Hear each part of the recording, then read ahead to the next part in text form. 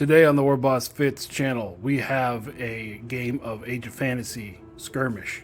We have the Saurians, who are being represented by the Frogmen, versus the Order of Penitents, a community book made to represent the Penitent Crusade from Beastaria Minis. I'll put a link down below where you can find both these sets of models, along with links to the lists. Now, the Saurians are bringing to the field one Saurian veteran armed with a halberd, 4 Saurian warriors armed with halberds, and 2 gators, both armed with great weapons. The Order of the Penitent are bringing a leader armed with a great icon and a tower shield. They are bringing a champion that is a flame priest wizard. They're bringing 2 penitents that are armed with crossbows and 2 murderers that are armed with dual arm blades. Our deployment is ambush, and the mission is relic hunt. We're going to do a shared and individual side mission. Both teams are trying to do the headhunter, which is to kill the most expensive enemy hero. And then the Order of the Penitents are doing conserve, where at least 50% of friendly units are alive. The Saurians are doing ground war, where no enemy units within 6 inches of the center. Okay, first move of the game, this big guy, he's going to run over it, and he is going to take this relic for himself. Next, our frog friends are going to have our large gator go out to get him. And this other group here, our second leader, is going to come and take the second objective.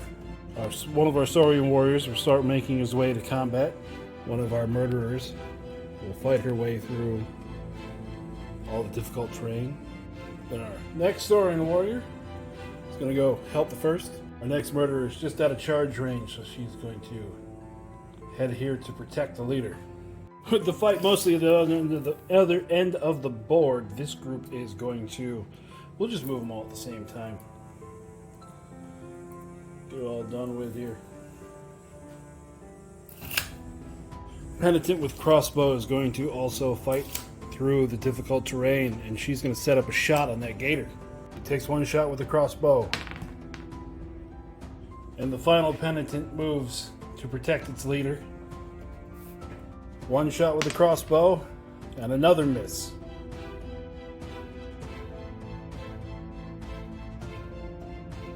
First activation of turn 2, the penitent leader is going to charge into the gator. The leader has 3 attacks with his great icon, hitting on a 3. The gator makes 2 saves on a 3. The gator strikes back 3 attacks, hitting on a 4. It is AP 3, but with the leader's shield wall, it only counts as AP 2, so he saves on a 4. So the leader will back up, as all the fighting was ineffective. This story warrior will charge into the murderer. Has 1 attack, hitting on a 4. Murderer saves on a 5. Now that the murderer's taken a wound, we're going to roll dice to see what the wound effect is. And she is just going to be stunned. Lay her on down. Our penitent with the crossbow is going to move forward here. He's going to take a shot at the Saurian in the trees. He needs a 6 to hit. Our next Saurian warrior is going to charge that penitent that just fired at it. I was mistaken, all my Saurians are sergeants, so they need a 3 to hit. The penitent needs a 6 to save. Now we'll see what happens with her. She has 1 wound on her. Plus 1 would be 6, which means that she is going to be knocked out. Okay guys, in true read the effing paper fashion, I made a mistake. You see here where it says 2-time penitents? Penitents? I thought that just meant 2 penitents, but it's 2-time penitents times 3. So that means there's squads of 3. I was wondering why one person had 3 crossbows. So I went back to the basement and grabbed some extra models. Unpainted, of course. So we're just going to continue from there like nothing happened. Let's go back in time and take 2 more shots of that Saurian from the last activation. They need 6s. Well, there you go. That's what I get for forgetting. On this side over here, these penitents, they are going to move their 6 inches to here. And they're going to fire at this gator. Need 6s to hit. Running from the other side of the board, this gator is going to take this objective with him. Our second murderer is going to take off running as fast as she can to go assist on the other side. One of our frog warriors is going to go over there. Our leader is going to maneuver herself to here, and then she's going to cast. She's going to attempt to cast Revenge of the Hammer. She needs a 5 to cast it.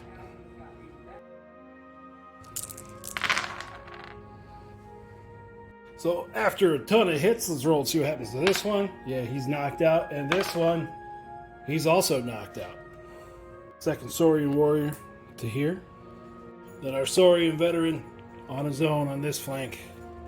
The only unit left to activate is the gator, who has already fought this turn. He's going to charge into the leader. Needs 6s to hit.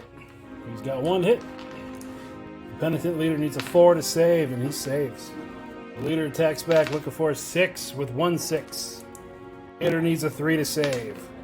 So that rolling a 1 to save, the weapon has Celestial Revenge, which is the same as Reap. So that actually takes 2 wounds out of the gator's 3.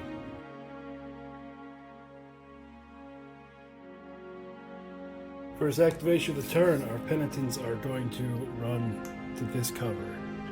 And they're going to take a shot at one of the frogmen coming across the lake. Need a 6 to hit. The Saurian veteran is going to activate, and it's going to be just within charge range of the murderer. And then when you charge a stunned model, she is knocked out. This murderer is going to charge into the gator. Murderer needs 3s to hit, and the gator needs 5s to save. So now with the gator over by 3 wounds, he needs a 3 to stay. And he is going to stay, but he is stunned. And the gator is going to immediately take his action to become unstunned. This leader is going to back up her 6 inches. And then she's going to cast Flames of Justice at the Saurian champion. So the Flame of Justice needs a 4. It fails. The Saurian warrior is going to be able to cross the river, or cross the lake and charge. He hits on a 3 and misses. The penitent don't have any close combat weapons, so the Saurian has to back up. Last activation for the penitent. They're going to move to cover the leader. 2 shots at the veteran needs a 6 to hit. And again, Snake Eyes. Our next Saurian is going to charge into the penitents again. Needs a 3 to hit. He hits. The penitent needs a 6 to save. It fails. So it'll be 1 dead penitent. Again, there's no fighting back, so the Saurian just has to back up a little bit. Final activation for the penitents. Our leader is going to charge into the gator again. 2 attacks the great icon. He needs a 3, 2 hits. And then the gator needs a 3 to save. He failed them both, so that means this goes to 2 more because of the Reap effect. So it'll be 3 more total. That puts him at 6 over his limit.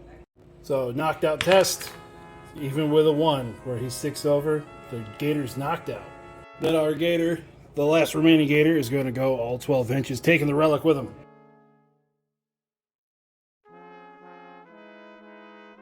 First action of the final turn. Our leader carrying his relic is going to charge into that Saurian there. 2 attacks hitting on a 3. 2 hits.